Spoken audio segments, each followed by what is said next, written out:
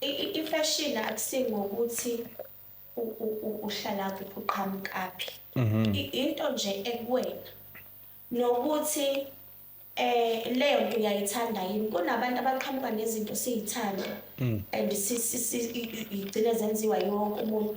Ukuthi lowo muntu usemakhaya or usemadolobheni amakhulu akusho lutho lokho, as long as wena u-creative, ngoba enye into i-fashion ufuna umuntu o-creative. Angeke nje yebo ngiya-understand ngiyangena i-colour block futhi nakhona noma bekuthiwa ikhona bekubonakala ukuthi u-colour block kanjani. So nje i-style mfethu. Yes. Ikuwena lento. Into nje imayikuwe.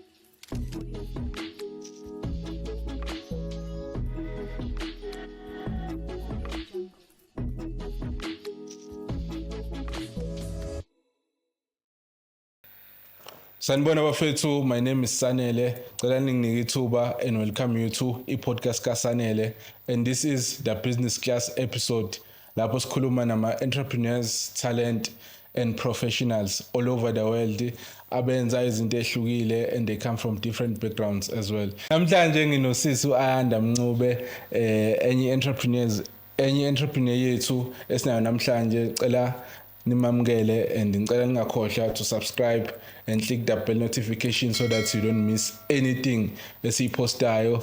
Sawona sesunjani? Uyaphila? Hayi sicela ukwamukela sikubingelele kwi-podcast yethu uGrant. Athi ukhuluma kancane nje. Ngiyabonga ngiyaphila.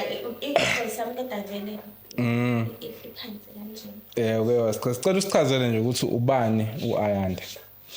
uAyanda u-Ayanda Mncube Zilankathi Mlotho eLahla Amasonto. Hawu madoda.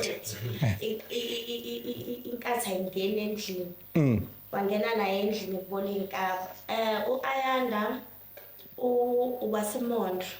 Okay. Kasi ngizalele la eFriday. Ngafunda i-primary yami ngayiqala eBoqo Primary School.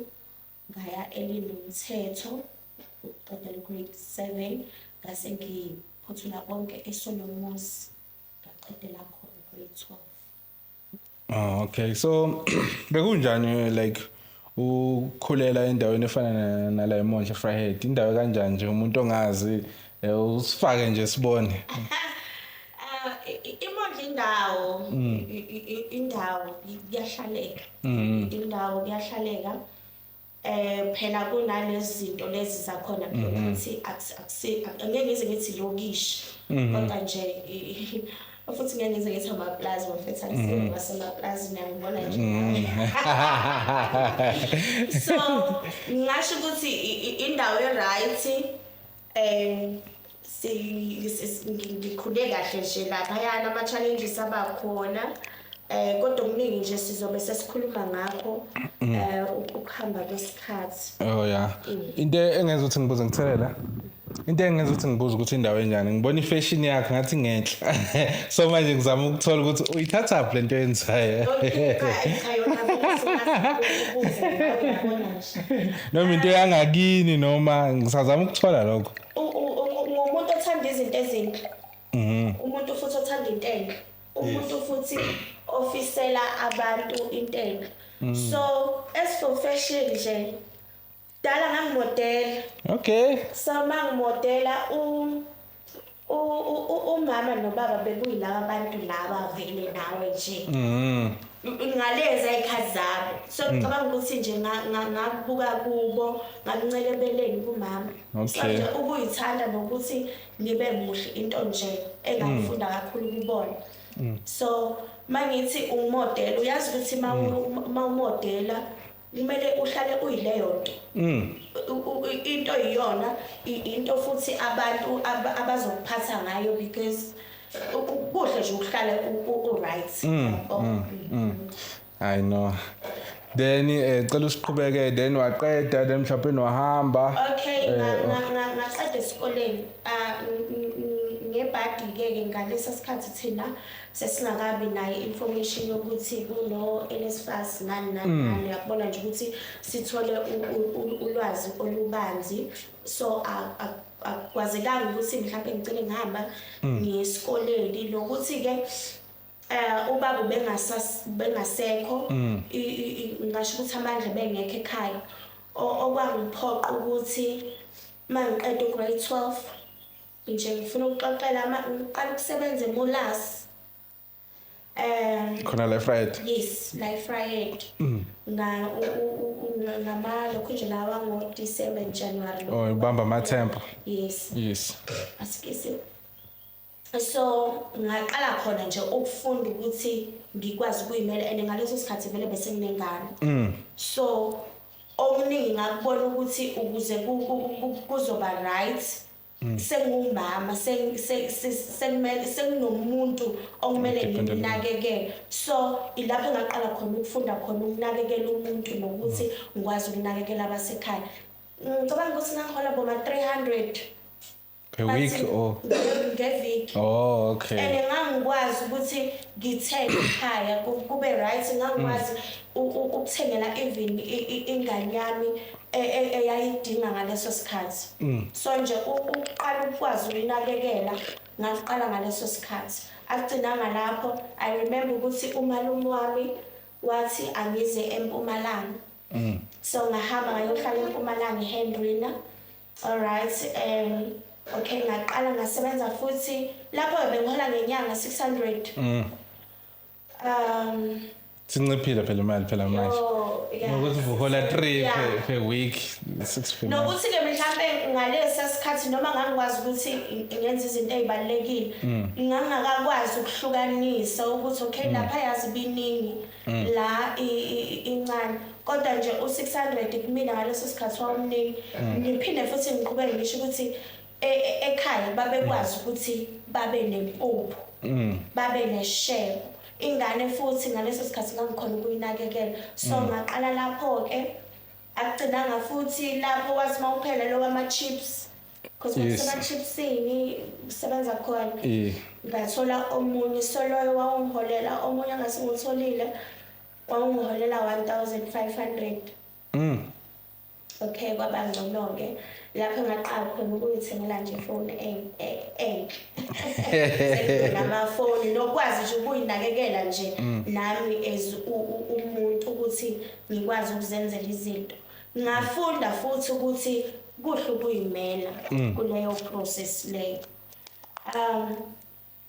Kwahamba isikhathi kwakungesiwona phela umsebenzi opermanent lokuthi vele ngangumuntu othi ngifisa ukufika la ngifisa ukufika khona ngathola itemp futhi eLouis for 6 months. Yes, furniture shop as clerk. Okay nakhona kwaba lapha eMpumalanga nomsobile eMpumalanga ngathola khona so nakhona ngasebenza kahle futhi umama owayekhona laphana wayengiphethe kahle bengiphethe kahle nje bonke ngangingane kubo kuningi ababengifundisa khona ngamove lokushini imali engangiyithola ngaleso sikhathi yangenza ukuthi ngimove lokushini ngabuya ngazohlala eTown. So ngalokho nje khona ngaqhubeka nje isikhathi until iphela icontract yakhona ngasebenza Pick n Pay khona futhi. Yes ngasebenza futhi nakhona bengesiwona umsebenzi opermanent. Uyabamba nje. Yeah. Impilo ukuthi ngifundisana izinto eziningi. Yes. Mana before uqhubeka ngicela sorry ukuphazamisa. Okay. Cela umchazele ukuthi yaba njani transition usuka la I presume ukuthi ufundele ukhulele lana then uyahamba uya kwenye indawo like eMpumalanga ngoba njani uadapter nani bese siyaqhubeka. Okay, kwashesha nje umuntu futhi vele kwakungokokuqala ukuthi ngisuke ekhaya. Okay, kwesinye isikhathi akubi lula, especially ngoba bekunengane phakathi. So okay. bekuba khona lokuthi uma ngithola ubunzima lapho nalapho ngisho ukuthi ngikhumbule ekhaya.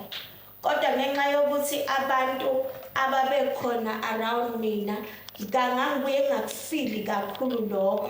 Kwakuba nje ileso sikhathi ukuthi ngikhumbula umama yazi izinto eziso kube ngoba zenzeka umama kuba useduze ngabe kulula.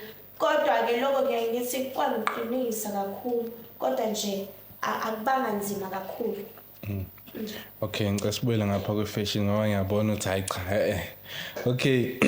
Ukubuza i-fashion iya ngokuthi uqhamukaphi noma mhlawumbe into ekuwena nje ongichazele wena ukuthi because mhlawumbe kwenye indawo mhlawumbe njengasemakhaya khona izinto othi ngathi ngiyigqoka le ngihlekwe or something ikanjani i-fashion ongichazele.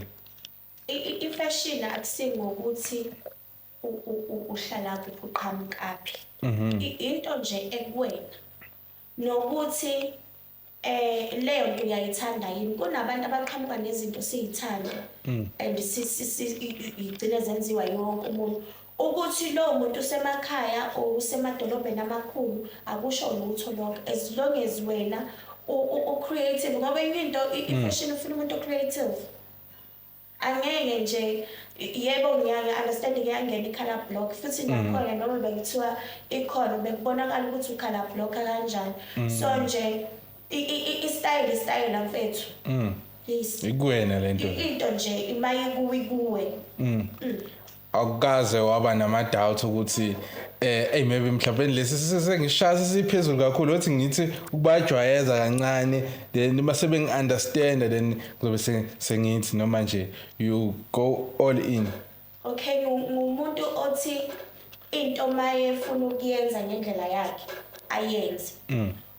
Vele angeke kube yiwo wonke umuntu ozothanda leyo nto leyo. Kodwa as long as mina ngiyibona ukuthi i-right because enye into asike I check ukuthi isiphi style sesikhona manje. If sesikhona leso style mina ngingasenza kanjani ngingaspice kanjani yayibona into kanjani. Ngiyayizwa leyo nto leyo. Nangendlela ke phela yokugqoka you check ukuthi iminyaka yami ngivumela ukuthi ngigqoke kanjani. Umzimba wami ungivumela ukuthi ngigqoke kanjani. Uyayibona leyo nto. Izinto kufuna ukuthi esikhathini esiningi ukucheck lokho. Njalo nje ngingasho nje kanjalo. Okay. Then siqhubeke lapha eMpumalanga ayithola imisebenzi then kwenzakalani ugcina usubuya kanjani ngapha?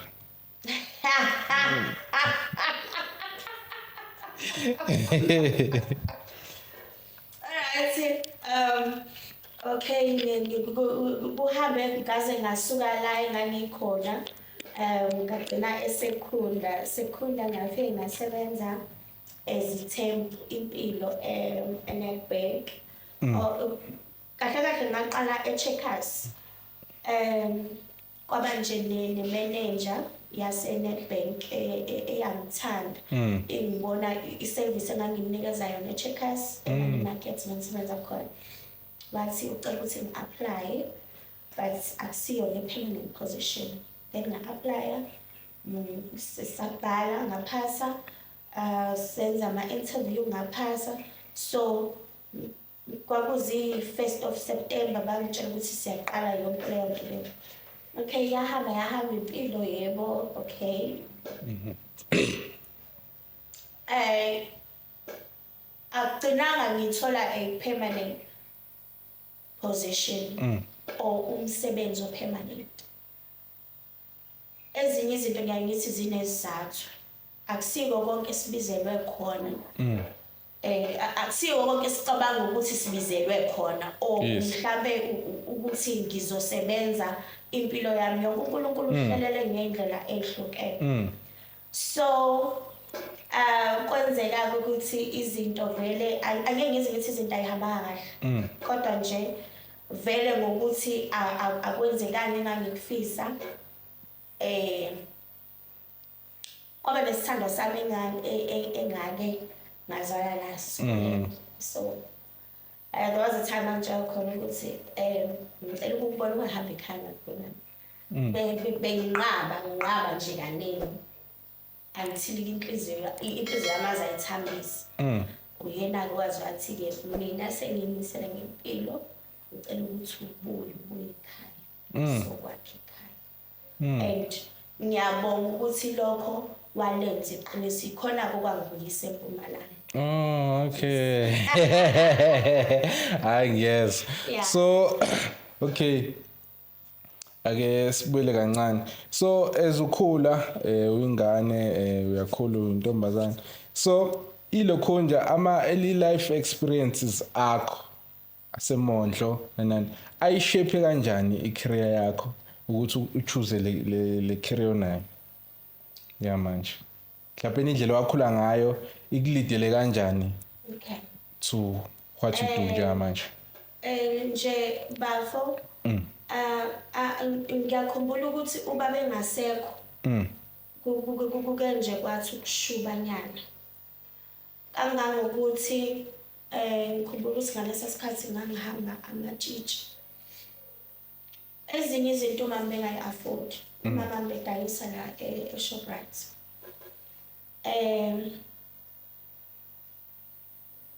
so ama-pets kwesinye isikhathi bekuba yinto ekancane angeke ngize ngisho ukuthi ubengayinaki kodwa ngalesa sikhathi akaze kwenzeke ukuthi kube nalawo mama ngihlalisa khona phansi athi u1 no2 no3 wenzeka kanje okwakwenza ukuthi kuze kugcina ukuthi ngisebenzise indwangu ifamaphethe engekho. Ngikhumbula ukuthi esikoleni kwakunama steps ngakufunda amaklasini la Aphezulu. so ngangigqoka iskate ngaleso sikhathi kwalokhunja indwangu ngisakhuphuka zangihleke zangihleka so bafo 2020 nje beqala unyaka oqala kwe-lockdown ila ngaqala khona ukuthi 2020 yes ngibe ne-foundation i-IS Women Foundation for ama-sanitary pads so ngaloko kangenzela ukuthi kungabi nomuntu ondlula esimeni mina engandlula kuso yebo anginawo amandla futhi bekunzima nangaleso sikhathi ukuthi ngithola ama-sponsor but nje kulabo abantu abangisiza ngiyethemba ukuthi bayigeza inhliziyo yami. Wow, okay. Wow, okay. Hayi cha uphendule kahle lo mbuzo. Hayi cha uphendule kahle. Then ela ungitshele a moment or isikhathi owasho khona ukuthi this is my defining moment. Mhlawumbe there's something happened then what from now on I'm never looking back. Into eyenzeka yakushintsha indlela ucabanga ngayo nendlela obona ngayo izinto empilweni. A defining moment nje empilweni yakho. Okay, angeke ngize ngiye kuma details kakhulu ngalokho because into sensitive. Yes. There was a time la izinto mazenzeka ngibona ukuthi angisena muntu. Ngibona ukuthi angina backup. Ngibuka ukuthi izingane zami zibheke mina. Yikho ngithi ngaloko angiyazi ukuthi ngeke ngize ngiphendule kahle because angifuni ukuya kuma details kakhulu ngalokho.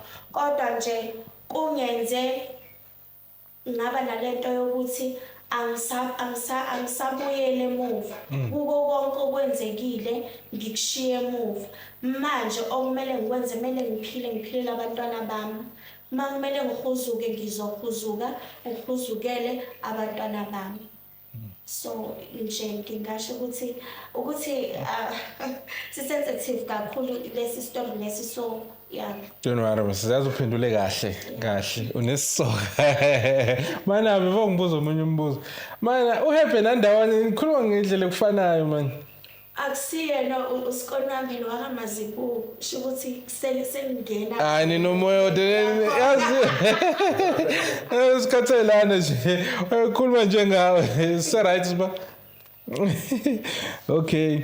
Then ngicela ungitshele mhlawumbe into mhlawumbe eyakafika empilweni yakho challenge to the extent wabona ukuthi cha na njengamanje amping challenge but wagcina ukwazi ukuyinqoba ukuthi wayinqoba kanjani. Angifuni ukuthi ngithi ibad. Angikaze ngibe nenhlahla yomsebenzi. Ngiyaba nenhlahla yomsebenzi but not permanent. Kwesinye isikhathi ngikubona lokho kungicindezela. Ngibona ngathi nginamabhadi, ngibona ngathi angilungelwa lutho. Nje ukubona izinto eziningi masuyibheka ngazi ukuthi eshilokho akulungi. Ngoba kube kwaba nesikhathi la uthola ukuthi nje angiwutholi khona umsebenzi nje akubi right.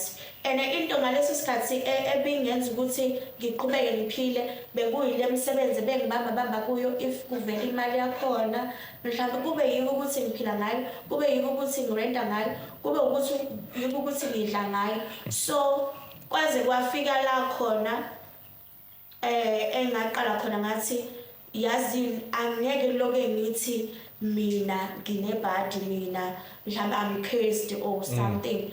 Ngathi awuthi ngiqale into engazi ukuthi ngisho noma kuthiwa end of the day or end of the week nginawo 100 rand angihluphi muntu. So ngaqala ama gift hampers. Iyona into engathi mase ngibuyile eMondo ngaqala yona. Ngenza yona cha yahamba nje kahle impela. Okay, siyeza lapha. Hayi siyabonga. So ayanda mawuhleli nje in a day athina ama habits akho nama hobbies wenzani nje umuntu oba busy ngani? Okay. Ngiba busy ngawo ke phela vela ama gift hampers because i-customer nivela noma ngabe yiningi. Ya nje bese kuba lephithizela sendlini. Nosisi omncane nje umkhipha busy sho ongisa phansi phezulu so ikona lokho nje isikhathi esiningi ukuthi nginakekele umndeni wami nokuthi ke ngidile nama customer ami abasuke bebooke for ideco ngiyahamba mhlawumbe izinto engidinga ukuyithenga kuba yilokho nje into engiyenzayo. Okay, so unawo abantu obukela kubona ama role models if nginawo why?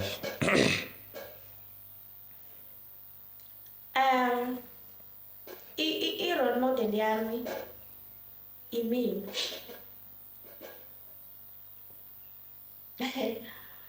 Imini. When role model yakho? Yes.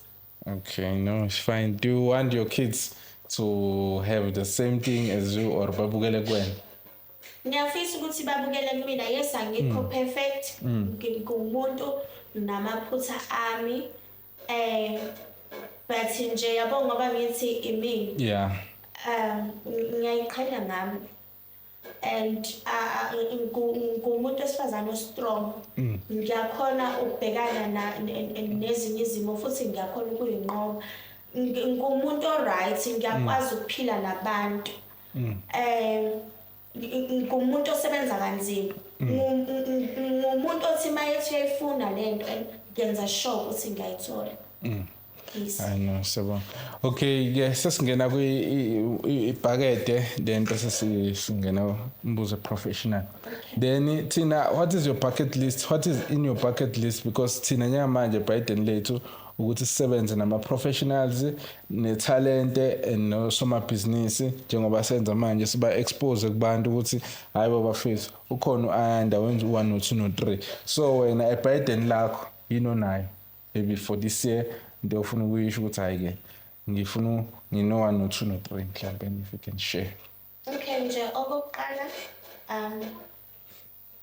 kunabantu emphakathini wethu banama talent kakhulu. Kodwa ngicabanga ukuthi basangqongoze eminyangweni engekho right or eminyangweni engavuleki.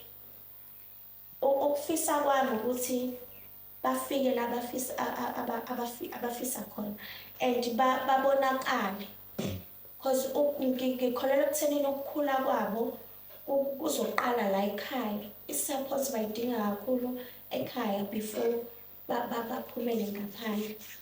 Ukufisa kwami nje lokho okokuqala.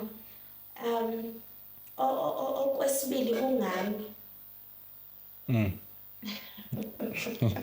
Sean uphethe nebhakedi. Ngumuntu othanda ukutravel. Fashion and travel, one and the same thing. So, kusasangenzeki vele mhlambe kulonyaka ngenxa yokubuka isikhathi ukuthi vele unyaka usuphelile I'll be busy ngedeko. Kodwa nje ngithanda ukuhamba amazwe ngibona mhlawumbe ngonyaka ozayo ngise-Thailand. Yes. Phusi bathi sepani sephukubani? Portuguese island. No, khona le lokhunye le island sekhona park bani nani khona le island ekhona sho. So ithola ngizoyibhala kodwa. Okay. Then sisangena ke industry. Then iphi industry, ukiphi industry wenzani? Because ngibonela ubalile ideco nama-gift hampers. Yes. Okay, then ake siqale ngapha kuma-gift hampers, then sogcina ngayo ilokho nje ama-plates. Then unayiphi experience ukulokho nje uku-fundraiser nani wenza kanjani i-gift hampers? Sichazele la. I-gift hampers uma umuntu ene-birthday mhlawumbe uhlala eGoli or uhlala khona around mhlawumbe ufisa ukwenzela umuntu i-gift.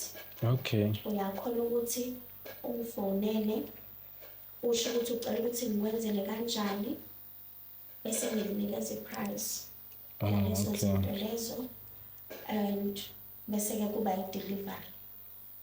Okay. Yes. Lento le bengiyenza kakhulu ngesikhathi se-lockdown. Ngikhumbula ukuthi abantu bengakhona ukumove nani. So I came up nento kanjalo ukuthi yazi ngibuze kuzoba lula. Abantu abasakhona uku-celebrate bonke. So kungcono ngiqale into ethi ayibe kanje.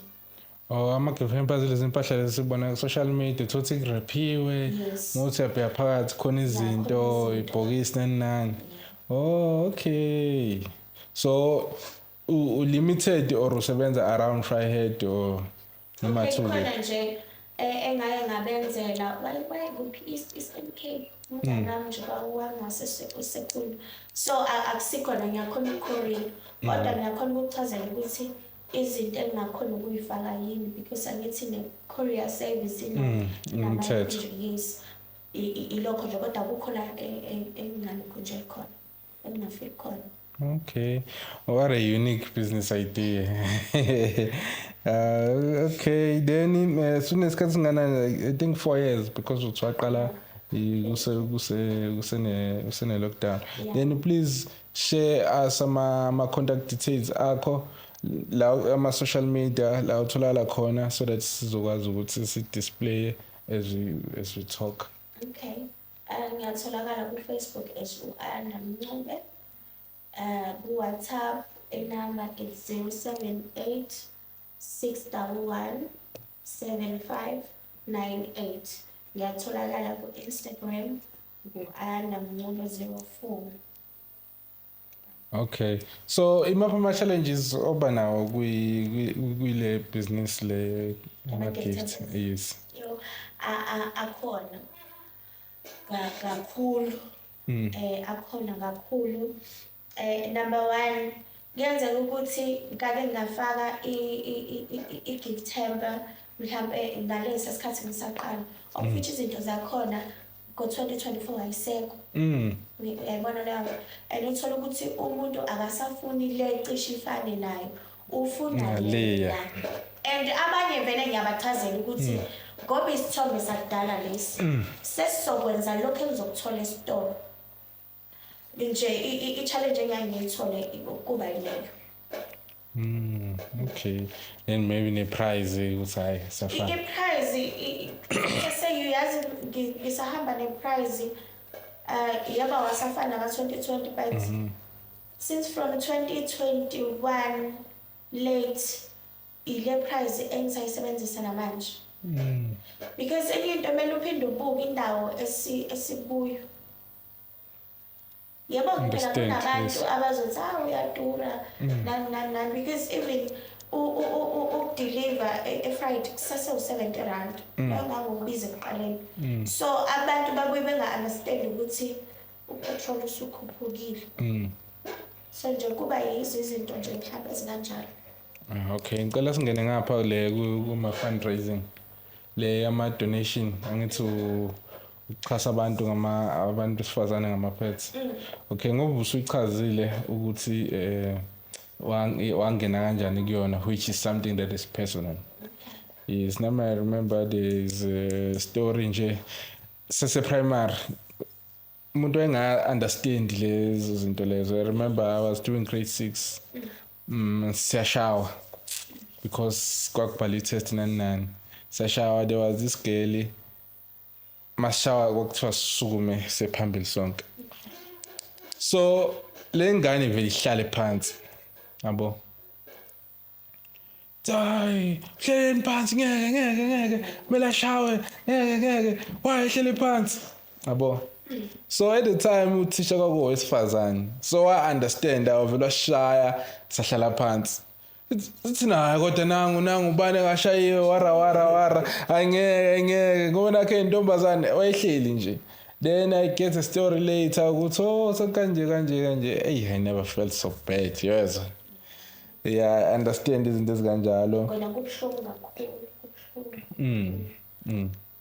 So i-experience onayo kumadona, uyathola amadona uqala kanjani usuqala, because I think khona umuntu okumele adonate or something or wenza imali yakho kwenzakala kanjani, ngicela usifake-ke lapho. Okay. Into engiyenzayo ngisebenzisa imali yami. Isikhathi esiningi into nje uqala kuba ukuthi ngisebenzisa imali yami. Nginalento ukuthi angeke ukwazi ukungisiza kungekho okukhona Okuphethe. yes. So ngalithola uxhaso ngokuthi ngibhale ku-Facebook, so bengisiza abantu yes. Ngazama ey'ndaweni ey'ningi ukucela ukuthi ngiyacela yazi ngiqala into kanje angikaze ngithole usizo until 2020 angisakhumbuli kahle u-TFS ngaya kuye u-TFS waba usizo kakhulu kumina. Awubanga lokufuna izinto ey'ningi because bese ngike ngakwenza ngabakhombisa ukuthi ngike ngakwenza kanje. So bangixhasa futhi baze basho ukuthi ma usafuna futhi uphinde ubuye kodwa usitshele kusasenesikhathi. Okay. So bangisiza nje kanjalo. Nabantu-ke ababengisiza emphakathini, nabantu-ke abangaziyo abangekho emphakathini ababengazi ngisahlala koMpumalanga, kube yibo abathi sicela uthenge, sicela ukukufakela imali, kube nguwe othengayo ngoba sisekudeni. And futhi vele abaningi bebenze njalo, and ngikwenza ukuthi nase ngithengile ngibasendele islip ukukhombisa umuntu ukuthi nakho ngithengile, or babone ukuthi nakho ngithengile ngokuningi sengikhombisa ukuthi nayi imali engisize ngayo ngithenge nayo. Okay, ngifuna ukubuza bacela siqala. So manje le business yakho usuyenza professional ukuthi mhlawumbe sekukhona i-foundation or useza lapho or kwamanje usasebenzisa nje imali yakho udonate ngale ndlela odonate ngayo? Okwamanje bekusase-yiyo le ndlela le engenza ngayo, bengibona ukuthi mhlawumbe i-right for mina. Angithandi ukuhlupha abantu and ngiyake ngibe nalento ukuthi ungcono umuntu kumthinte yena. Akekho futhi mhlawumbe wangichazela engizokusho nje ngibe neqiniseko lakho ukuthi angichazela ukuthi hamba uqala wenza 1 2 3 ayibona la nto leyo. Oh, okay. So bengisenza nje. I know. I think kubalulekile ngisazokutshengisa ezinye izinto yabo u-register i-NPO and because if qhamuka inkampani lesi mhlawumbe inkampani enkulu they will want to see your CK ama letter of good standing nani ukuthi kanjani because they can't send them funds to a personal account nani so kubalekile ezinye izinto ukuthi izinto yenza kahle but just that ukuthi kumele senze nje as professional and futhi enye into ama NPOs ama fees mancane kakhulu yabo so nawo masipala bayakwazi ukuxhasa if unento ekhona enye into engiyithandile ukuthi unayo mindset ukuthi ku business ngeke ukuthi ngine idea bese bayaxhasa bafuna ukubona ukuthi usuwenzeni wena then ke suyabachazela ukuthi from ngalo 200 enginawo ngikwazile ukuxhasa ingane ezo6 so nina manje nginginike 10,000 so niyabona ukuthi ngahambela izikole engaka but I think that's one we have to do it separate siyenze because kubalekile ukuthi siyenze into because it's a profession yabo yes then so manje ingane uzi-identify kanjani ingane edinga usizo ngama pets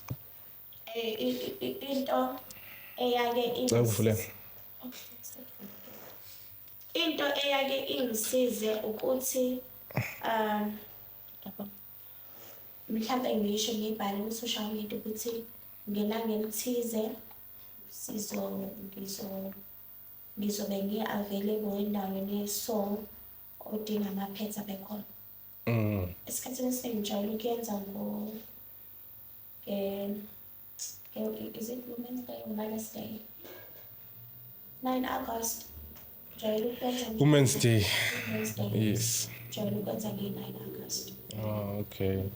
Then so because izinto eziningi manje dinga proof ukuthi usiphawu nginikile 10,000 wathi ngidonate so ngoba udonate endaweni that is sensitive uyithola kanjani proof because I don't think ukuthi kulula nje vele ushuthi umuntu uthi nangu wathathela ama pets how do navigate kanjalo kwenza kanjani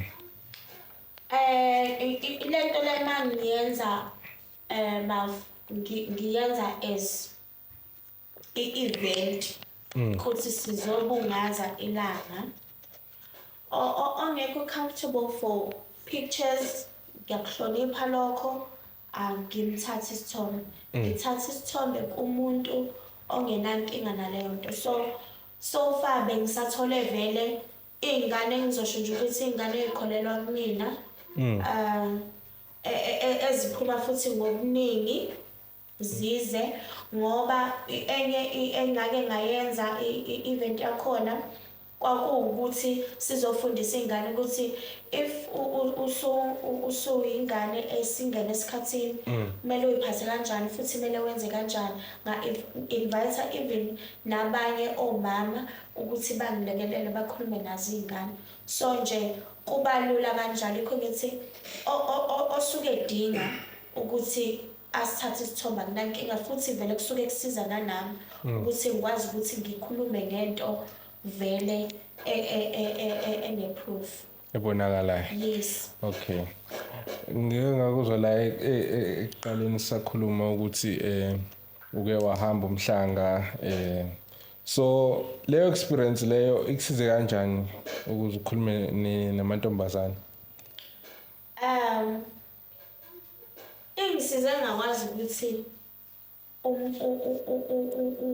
intombazane iphatha kanjani na kusasekuleso sigaba futhi ingisize ekuthenini ngikwazi ukuhlonipha because laphayana banifundisa ngezinto eziningi uyakwazi even ukukhuluma nomuntu omdala labo mama bakufundisa into right nokuyiphatha nangendlela yiko ngithi ifashion lento le isuka kahle nangemfundiso ukuthi kuhambe kuze kufike kuloko so lokho kwenza wazi nanokuthi kumele ngiqoke kanjani phambi kwabantu, kumele ngiyiphathe kanjani phambi kwabantu, kumele ngibaphathe kanjani abantu. So nje ngingasho ukuthi into enhle kuhle ukuyiphatha. So would recommend ingane zakho to go? Yeah, ngingakusho lokho ngikabili kukuyena. Mina senginezizathu zami ukuthi kuhle kubi, but nje umntwana kube kuyena futhi ngiyomsupport. Ngiyabuza ngoba namhlanje vele iliviki live mhla. Siyakhala nje enyokeni namhlanje. So sibuyele laphana kwilokho nje kuma-donors. Approach kanjani ama-donors akho? Usend i-email or usend i-plan or i-proposal or uyakhona wenza kanjani? Mhlawumbe nikhona omunye umuntu naye ole eMaxhoseni or le eBergville ofuna uqala something good lento yenzayo, so how do you go about? Nje ngizofuna ukukhulumela mina kakhulu ukuthi ngilo muntu lo othanda ukuthi mawukuthi kumele ngiyokhuluma nalowo muntu loyo ngiyele mina ngiyoyihlulekela mina. So i-TFS ngaya mina qobo lami. So base beyangicela ukuthi icela ukuthi ngisende i-email. Okay. So kwakulapho ke engase ngikhona ukuxhumana nabo khona, bangiphendula futhi khona ukuthi icela ukuthi ngize ngizokwazi ukuthi ngizothola ama-pads la ngicela. Okay. Kuyakwenzeka wasebenza ne-donor difficult. Like ukuthi uyabona umuntu uyakuxhasa kodwa nje it's hard to deal with. No. Okaze waba naleyo nkinga. Okay. So uyibalansa kanjani indaba yokuthi u-raise lokho kuraisayo or ama-funds nanokuthi ube ethical and transparent? Ungazi sefakelwa imali 10,000 nawe sesiyakubona nayo ne-Gucci bag. Wenza kanjani ukuthi avoid nje izinto zikanjalo, because leyo mali kusuke kuyimali ye-donation, kusuke kuyimali ye-fund, mangasho ukuthi i-fund or kusuke kuyimali ye-NPO. Ubalansisa kanjani ukuthi ayithinto le kanjani? Ngiyakhona indlela bengenza ngayo ukuthi phela umuntu understand ukuthi kwesinye isikhathi uma ubona imali ubusucabanga nezidingo zakho, kodwa kumele ukhumbule ukuthi ukuze uthole le mali bekumayelana nani. Kuyafuna nje ukuthi into uzitshele ngayo ukuthi lento le akuyona eyami, eyalobu engikucelele khona. So benginokuthi umuntu maye ngifakela imali, because esikhathini esiningi ngisuke vele ngibhizi ngama-gift hampers, ngenze sure ukuthi ngiyahamba ngiyawathenga abakhona, I send proof ukuthi nakho kungagcini mhlawumbe izigcina isiningi ngakimi ngoba phela imali iyadleka. Imali iyadleka. Okay, so manje nakho-ke mhlawumbe I think into eyodwa so ukuthi u-ensure kanjani ukuthi i-donor yakho iya-enjoya nokuthi feel invested in your organization. I think it's the same thing okada kuyilokho nje. So uyihandlisha kanjani i-rejection ne-disappointment lese mhlawumbe i-donor or i-sponsor si-withdraw nje ngakusasa sikutshele nje ebusuku ukuthi hayi kusasa sisekho? How do you handle izinto ezikanjalo? Because kuyenzeka umuntu bekuthembisile ukuthi hayi vele ngizokunika khululeka, then etype uthi ngeke, hey sekufika abanye abantu nani into ezikanjalo. How do you handle disappointment in the business space? Uplan uhlala ukhona. Yebo kuyake kube buhlungu, but Sorry. Right man. Khululeka sokhatha. Phuza amanzi. yibo ngathi ngenza ngibe worse. Usho nje? Ngina wona.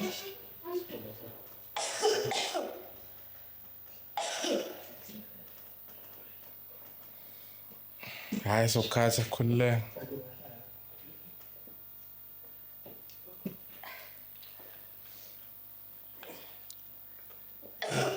Asiphithi. Phela uphelile lo.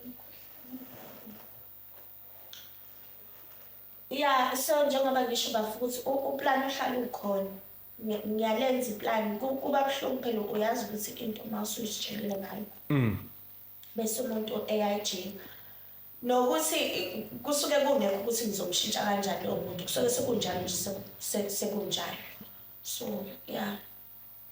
Awuhlezi usho ukuthi ngoba ubusho ukuthi into masuyimisele ngayo uyayenza. So you make a plan to get there. Okay, so umbuzo ogcina ngapha kuma donations wenza kanjani ukuthi ube organized umanage nomsebenzi wakho kahle?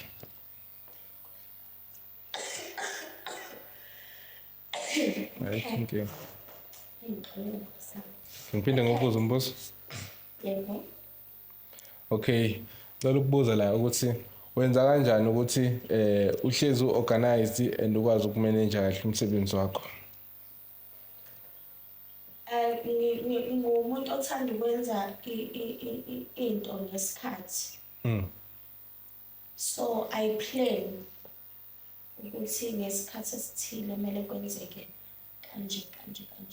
Njengoba nje usho ukuthi ngikade ngisho ukuthi ngithanda ukuthi uma bezoza bezothatha ama-sanitary pads kube khona engikwenzayo ukuze wonke umuntu ezokhululeka ukuthi azowathatha. So nje ngiyayiplana into isasenesikhathi ukuthi wonke umuntu abe aware ukuthi ngaleso sikhathi kuzobe kwenzakalani ukuze kuzokhonakala ukuthi kusizakala abantu abaningi. Okay.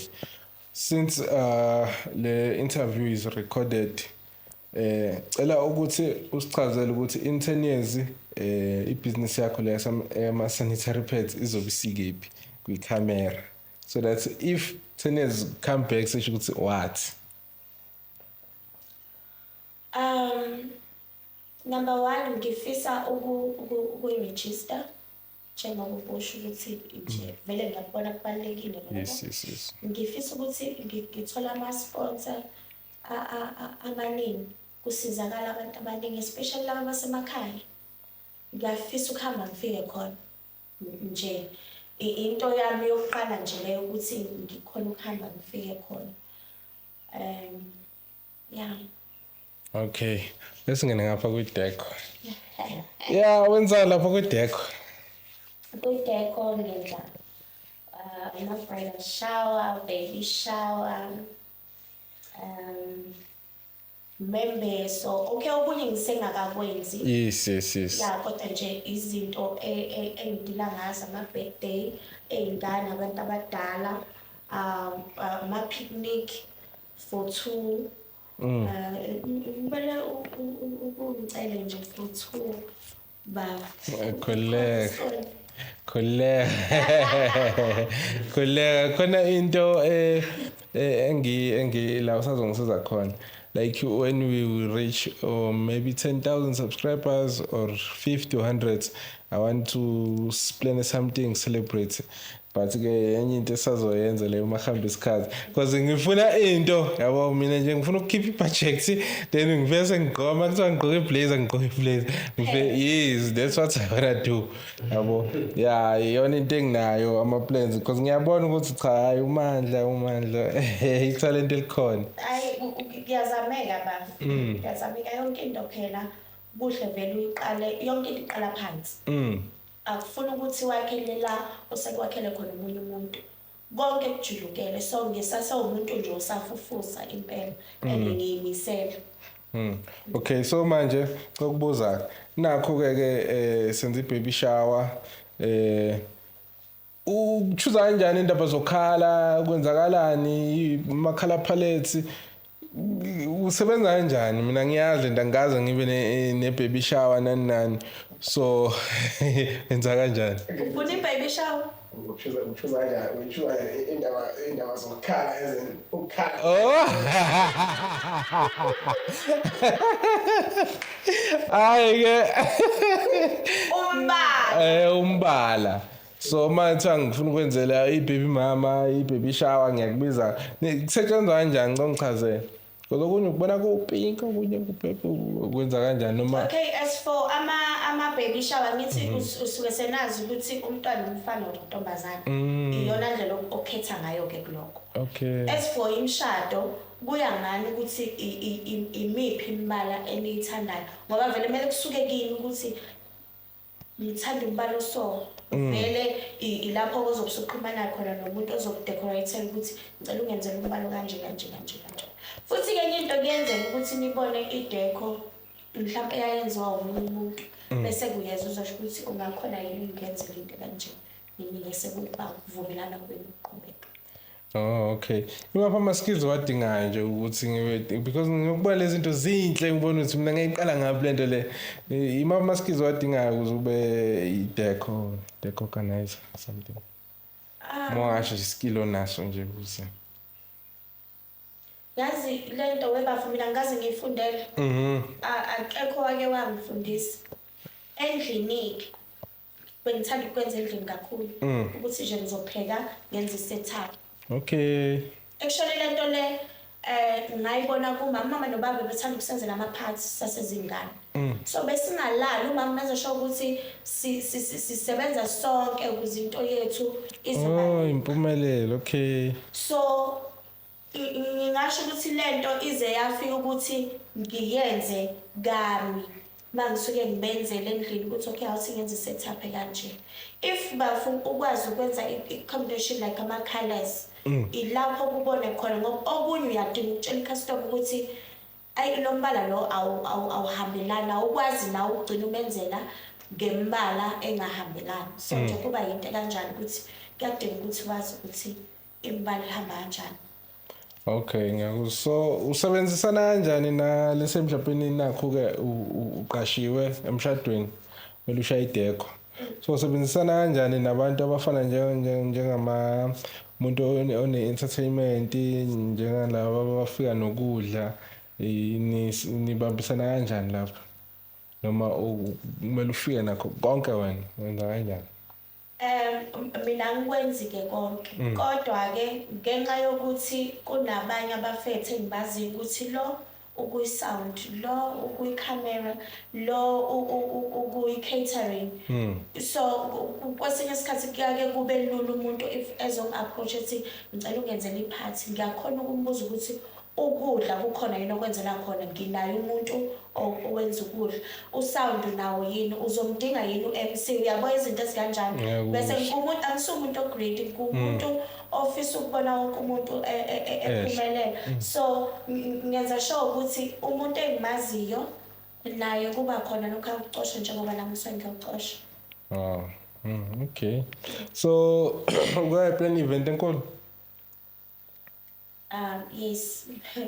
Ngizothi inkulu phela. Okay. Ukuphi umehluko between ukuplana yona enkulu nencane mhlawumbe ungasithi halamuzi lapho? Ayikho ngathi incane. Konke kusuke kukhulu because kusuke kufuna ukuthi ucabange uplan yabo yonke leyo so kusuke kukhulu.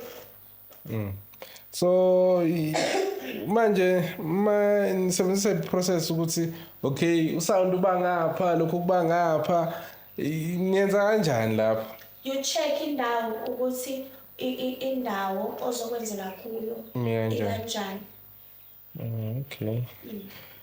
Then I think my questions now abenginawo for ideco. Then leya fashion event awuyenza kwakwenzakalani laphana? Wangabona ingane nje phela kukuhle ku right. Njengoba ngishiyo nje bafu ukuthi kuneyingane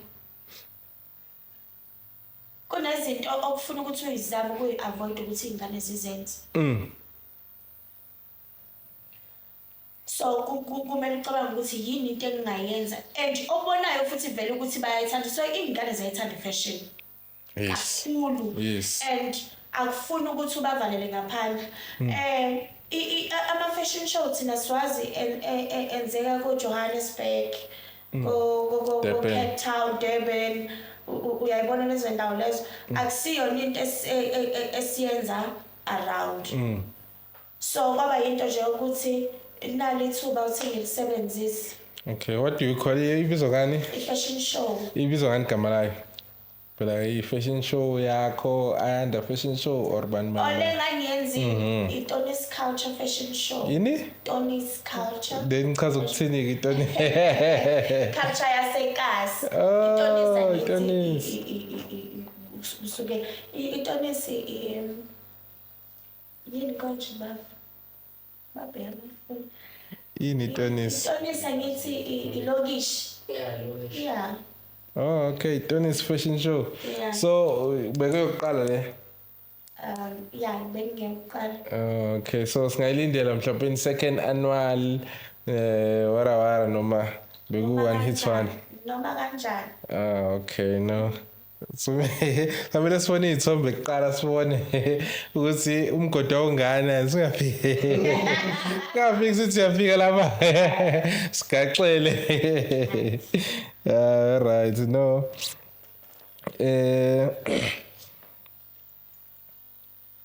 Then yipi advice ongayinika umuntu ofuna ukungena kule industry okuyona, maybe mhlawumbe ngaba fashion or ama gift hampers or ama ideco, yipi advice ongayinika umuntu nje othi mina ngifuna ukushala ideco nje khohlwe into eningi, ungathini umuntu obuka lento ofuna ukungena kwi space that you are currently operating in? Ngizokubala konke. Yes. Okay. Kufuna ukuthi ube nothando.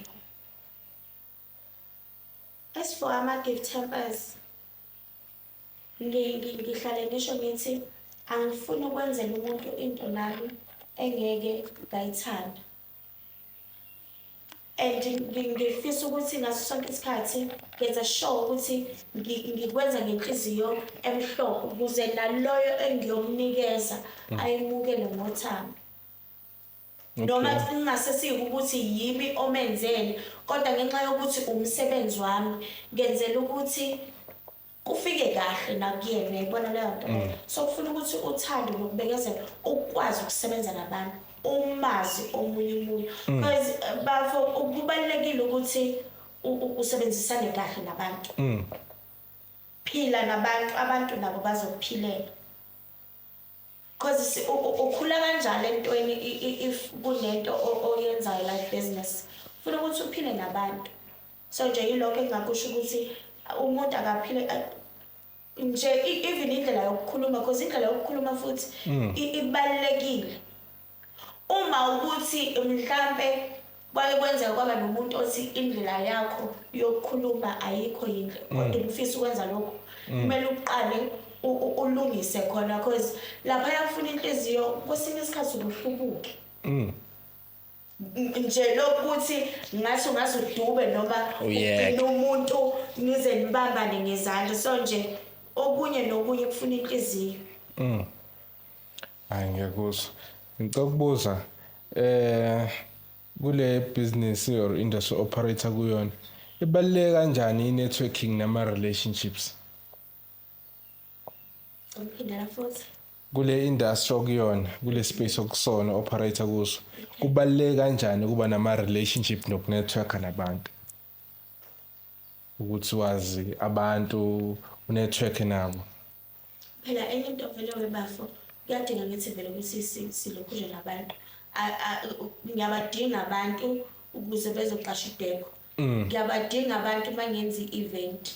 So uvele enye into kumele okunye engiyake ngikubona ukuthi kuyasebenza ukwenza ukuthi ukuxhumana nabantu ilo social media. Yes. Balulekile. Yes. Followers. Mali. Nokuthi izinto esikhuluma khona into abantu abangekho awengayo. Izinto esikhulumayo ku Facebook. Kwesinye isikhathi ziyamxosha umuntu, kwesinye isikhathi ziyamsondeza umuntu. Ngicela uku-add lapho. Yazi angikhuluma with khona ingane nje sekhaya. Like angimtshela like wayepost izinto ezibhedayo social media man ngingicasule ngithi mina uyafunda wena one day uzofuna ukuqashwa mahamba uthuka inhlamba nani and ngiyambona ukuthi lento engiyishoyo imphatha kabi to the extent ukuthi wazwa ngi-unfriend ku-Facebook ukuthi ngingabe ngisabona into zakhe mina yazi social media izokubulala because there will be a company or a bursary i-company efuna ukunika ibhasari then they go to your social media bekubona ukuthi umuntu enjani then they find out ukuthi wena uthuka inhlamba wenza yonke into then uthuka ukuthi ngeke beze bekutshele futhi ukuthi hayi wena uthuka inhlamba sebeyakudedela i-social media can make you and can kill you.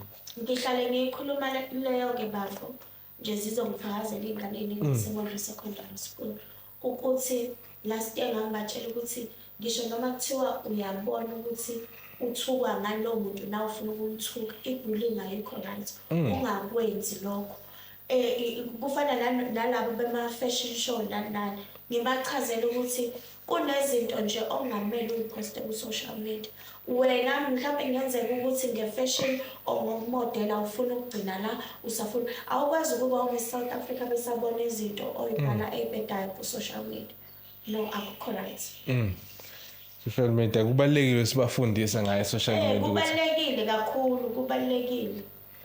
Okay, then the last two questions then bese sizongena ku-social media street sibona ukuthi ine-trend ayo then sithatha ama-topics awu-5 then uyakhomenta kuwona sibona ukuthi unolwazi olungakanani then sodlala igame one must go siyakubuza ukuthi Gucci or Louis Vuitton uyakhetha bese uyachaza ukuthi ngobani then icela bese uyangipicture then ushaya i-podcast shout out but siyoza nje ngohlelo sithi okay umbuzo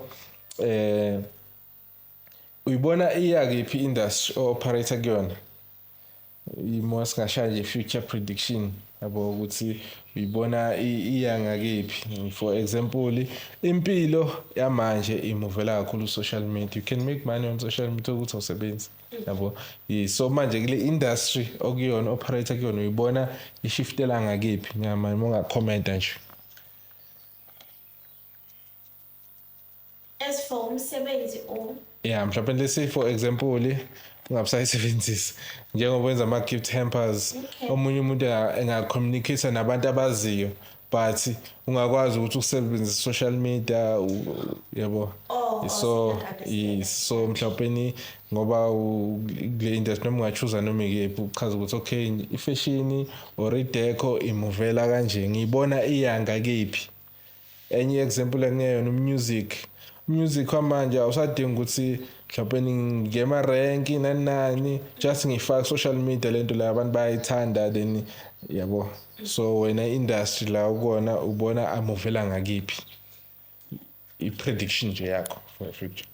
Mina bafo ngicabanga ukuthi u-social media especially Facebook, TikTok YouTube no WhatsApp basiza kakhulu kukho konke lokhu esifisa ukwenza because sesikhulumana kalula nabantu kunabantu abavelayo uthola ukuthi wasenquthu xa ukuthi ubone ideco oDurban ngike ngaba-ke nenhlahla abantu baseDurban ukuthi-ke usedeni kakhulu mhlawumbe ngize ngicele ngisho ngicela ngifuna abantu kodwa nje yabo as for uFacebook for mina nje kakhulu angifuni ma uyangisiza iwona owenza nje izinto eziningi like ama-gift hampers and deco ukuthi kuhambe even noma ulokho nje ngifake i-post for ama-events kuhamba kakhulu. Angeke so in essential nje social media siyayidinga. Yes kakhulu.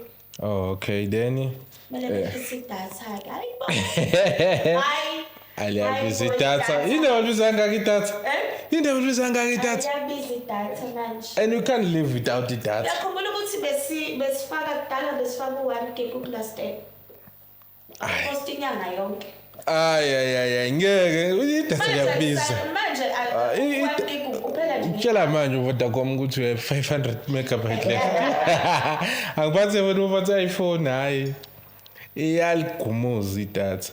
Okay then we go to social media streets into etrendayo noma ingatrend kwamanje ukuthi ngifuna sikhulume ngayo ile Bella Bill esayino Babu Ramaphosa ensukwini i-basic education law angazi bani wathi ngithole kahle what i-basic bani ngifuna ngithola phasiwe i-Bella law mana i-basic education law amendment so lo mthetho lona uzo ezinye izinto uzowenza ukuthi ingane iqale ka grade R sesina 4 uma parents angafungisa ingane early ngafinwa aboshwe ne homeschooling izoba regulated so nanokuthi umuntu ozotholakala eshaya ingane sengaboshwa ngempela nama fine so uthini ngalelo le masayibona nje. Okay, ngibona ku right is for abantwana bese baqale is it grade R? I-grade R beno 4. Right, I think vele seyiqalile leyo nto leyo. Yeah. Just ukuthi ibe formal. Ngibona ku right bengabambezeleki. Uyabo abantwana bamanje bahlaniphile. Hayibo ama-smartphone.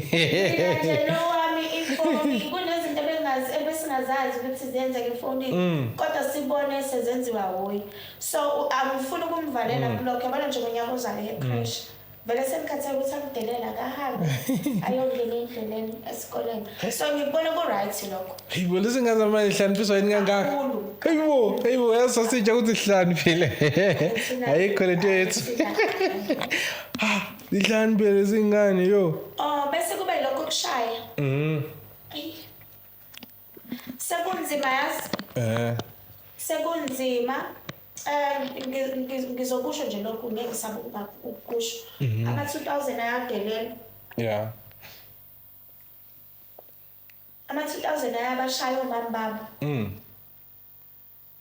ama 2000 awahloniphi ama 2000 awakwazi ukukhuluma nothisha awakwazi ukuhlonipha uthisha nje so if kuzothiwa bengashaya uyababulala thina beshaywa and not ukuthi beshaya lokhu yabo but nje bawuthuswa njengengane sesho ukuthi sengaboshelwa kwakona nje ukuthi bengithusa ingane ngoswazi yeah basho nje sesayinile ubaba wethu ukuthi no but phela mina sengivumela ukuthi ingane yami mangithe ngo6 ubusula endlini u6 akushayela endlini mayefika ngisho ukuthi angikwazi ezokwenza azaphindela angikwazi nje ukumthosa ngento ngoba ngiyazi ukuthi phela ngoba nabo sebeyazi ukuthi banama rights vele they know vele then ke nami ngeke sayi engage lento le with my moms I remember I was high school mina I was against indaba yokuthi into engangayifuni ukuthi emakhaya uthisha vele uthi kunomsindo wevele eqhamuka sithi bonke phambili nishawe ngangayithandi lento le because seshawa sonke manje I was against that thing so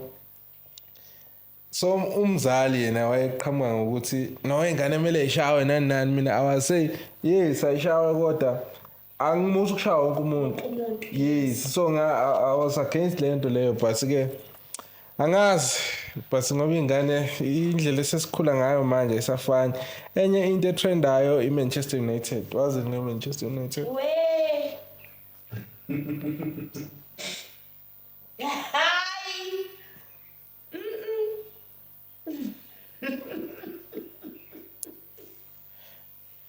iyadlala uRashford uqeda ukora uyazi Manchester United ngiyayazi nje ngegama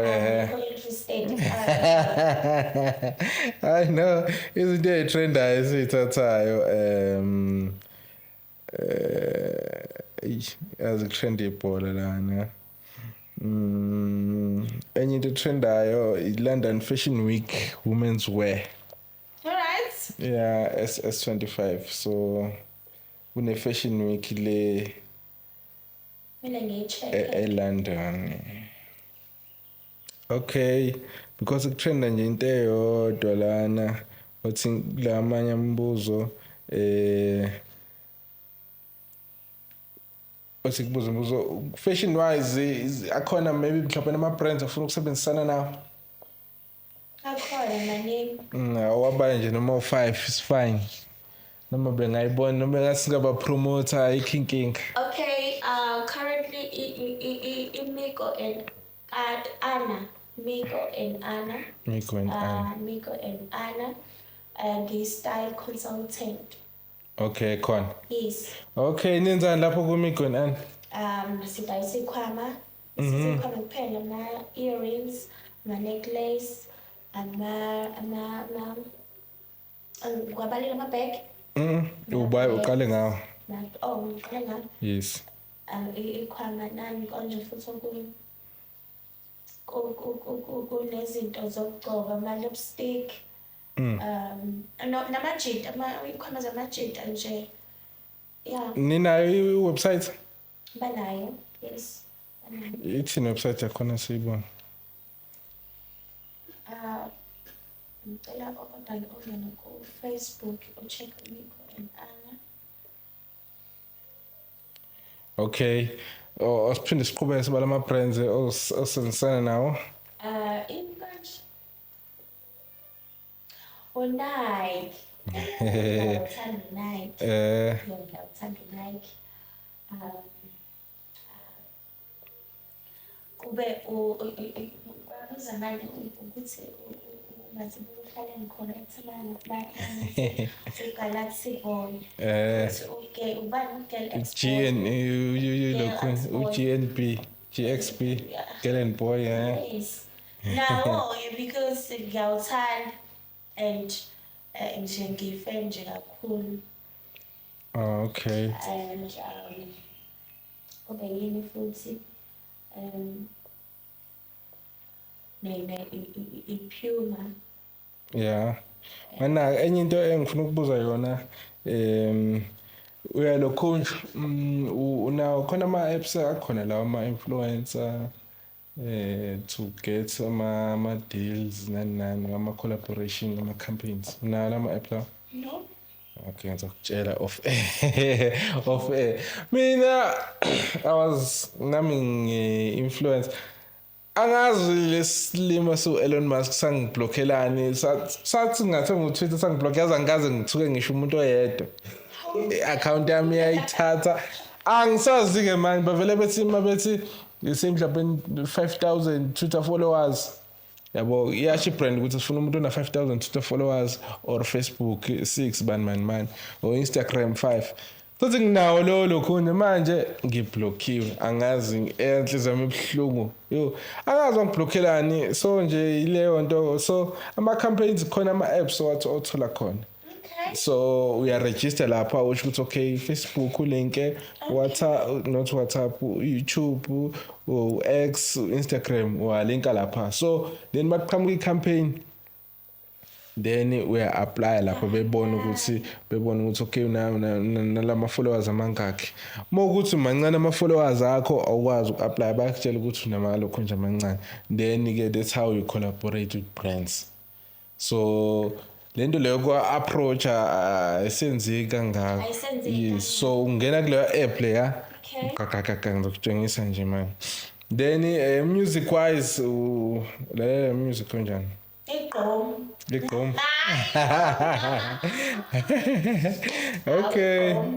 okay no ngicela singene lana ke because ama izinto etrendayo ngicela abantu bahlezi beyibalekela le party le but ngicela ungipitchele noma for 2 minutes then to pitch nje maybe mhlawumbe ningakwenzela example with my business okay to pitch sanibona bafethu igama lami nguSanele ngine podcast la ngiexpose khona osoma business njengamanje ngikwazile ukuinvesta u10,000 ngakwazi ukuthola icamera ngathola ama lights nani but manje imali engiyifunayo ngidinga 50,000 so la ngizokwazi ukuthenga icamera enkulu right ngizokwazi ukuphinde futhi ngicollaborate nabanye ama business ngizokwazi ukuthi ngibasize be-reach a bigger audience ngalo 50,000 ngizokwazi ukuthi ngiyipromote ilokhunja i-podcast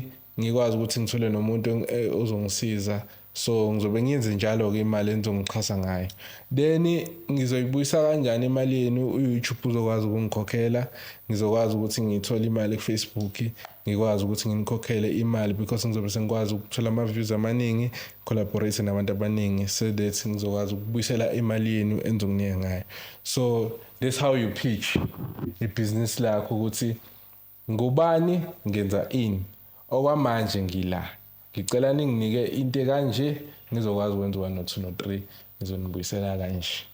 So that's how you pitch to So into engifuna ukuyibuza ke especially kwi-foundation. How would I know ukuthi leyo lokhunja leyo ngizobabuyisela? No, i-foundation awubuyiseli because angithi umuntu usuke donate. Donate. Wena-ke into ongayisho kwi-foundation ungasho ukuthi ngemali yami engaka bengikwazi ukuxhasa ama-student awu-5, but uma ninganginika imali engaka ngizokwazi ukuthi ngithenge 1 no 2 no 3 for iy'kole ezinamantombazane angaka. So usukudayisa ibhizinisi lakho kahle kahle. So leyo clip leyo izobuka umuntu, ngenze ibuka umuntu mhlawumbe ozoba ne-interest esho ukuthi okay ngoba be-investor 8,000 ukwazile ukusiza amantombazane awu-20. So mangamnika u-2,000 shuthi maningi amantombazane azosizakala. So to pitch is to do that. Yabo. So kusho nje ukuthi ngenza i-deco blah blah blah blah. Yes, ukuthi phela i-deco is not about ukuthi ngizothi ngicela ningisiza ngento kanje. Okay. Ngiyakuzwa. Okay, let me feel that.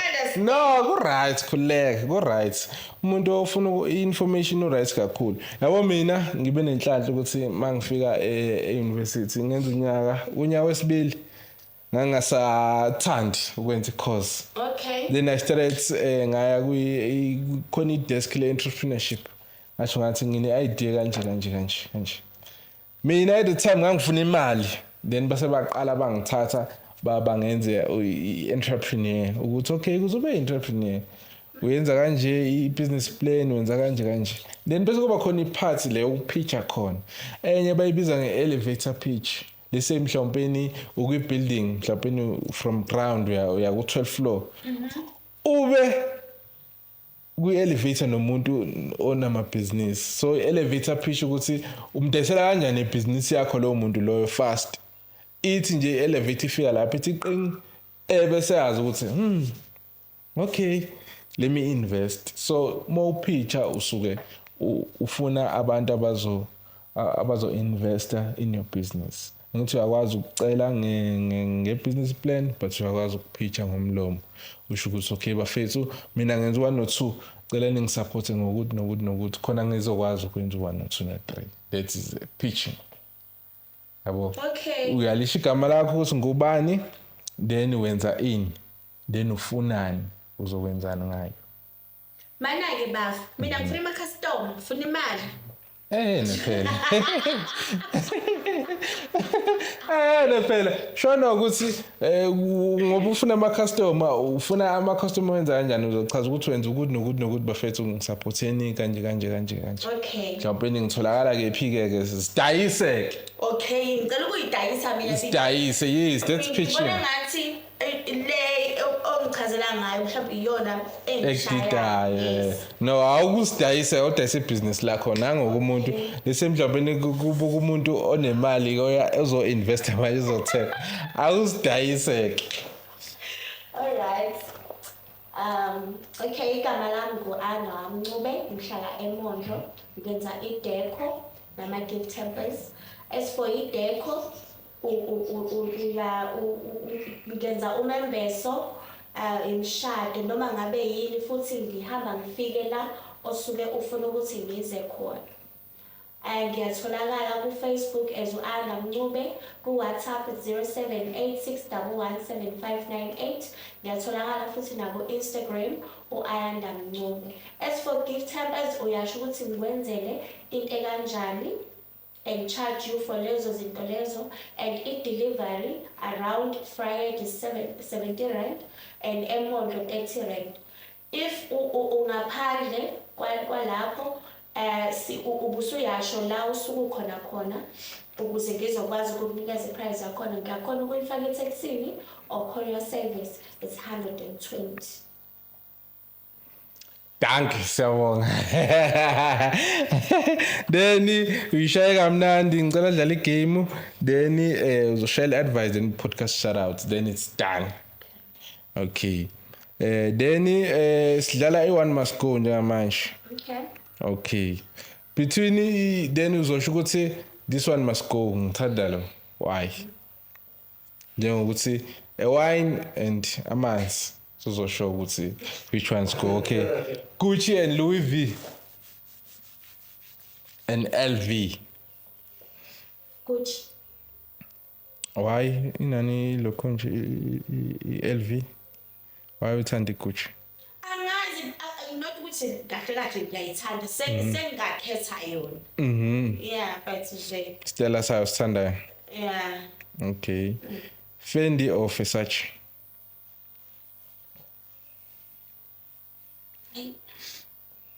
Uthule siyafika futhi nje konke sikuyafika lo. Fendi.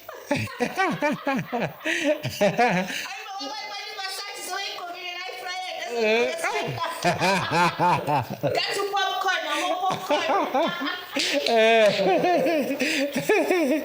Yazi khona omunye umuntu owasho athi thina la eSouth Africa uyasizwa nje ukuthi eSouth Africa complain ukuthi kune fake nani uthi eNigeria even ibhodi uthole le Gucci uthole ifridge Versace Bonani. uthi nje sikhalela ithengeko. Okay, Adidas or Nike? Nike. Why not indeed mfethu? Indeed abantwana. Ikoti Nike. Shuni yani. Okay, Zara or H&M? Zara. Zara. Why not H&M? Because it's cheaper.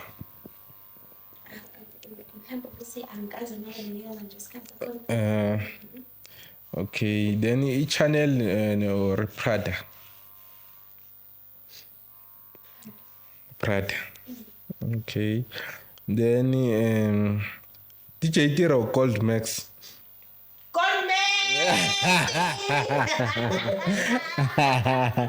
Okay. DJ Leg or Dlala Thukzin? Dlala Thukzin. Sure. Yeah. Okay. Babes or Udladla mshunqisi? Udladla. Okay. DJ Maphorisa or Kabza? Habo babili. Yakwazi. Okay, Kabza. Okay, Sjava or Big Zulu? I can't. Why you? My son. Inkabzeze. Hi, bo. Kubaya. Uthe, wakasho lutho. Big Zulu. Inkaba izodi.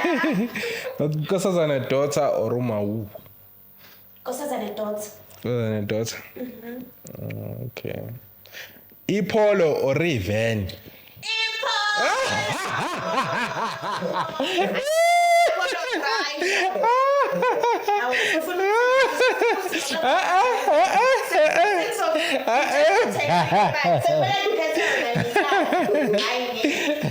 Okay, we are done with the games. Sicela ushare i-podcast shout out then you share your details. I-podcast shout out ilula. Igama lami ngu-Ayanda, ngiku-podcast kaSanele. Bafethu, please subscribe and share, ni support. Then you share your details, then you say follow. Semaphethelweni. Okay, uthi siyenze njani? Sanibona bafethu, igama lami ngu-Ayanda, ngiku-podcast kaSanele. Bafethu sicela ni support, ni subscribe. Noma ungasho ni share. Then bese uyasho ukuthi mina ngitholakala kephi. Yes. Igama lami ngu-Ayanda Wakancube, ngikwi-podcast kaSanele Mlambo. Ngisacela ukuthi usubscribe, ushare. Mina ngiyatholakala ku-WhatsApp naku-Facebook. Ku-WhatsApp 0786117598. Okay. Then before sivala ngicela ukubuza before ngilokho nje because angithi sazodlala neziqephu so senzela ukuthi umuntu uma ethola esinye isiqephu awazi ukuthola ukuthi utholakala kephi and so display ama contact details abantu bengafollow umuntu wrong la. Ngibonga kakhulu bafethu, please don't forget to subscribe and follow me on Instagram @SA_Mlambo. Danke, siyabonga.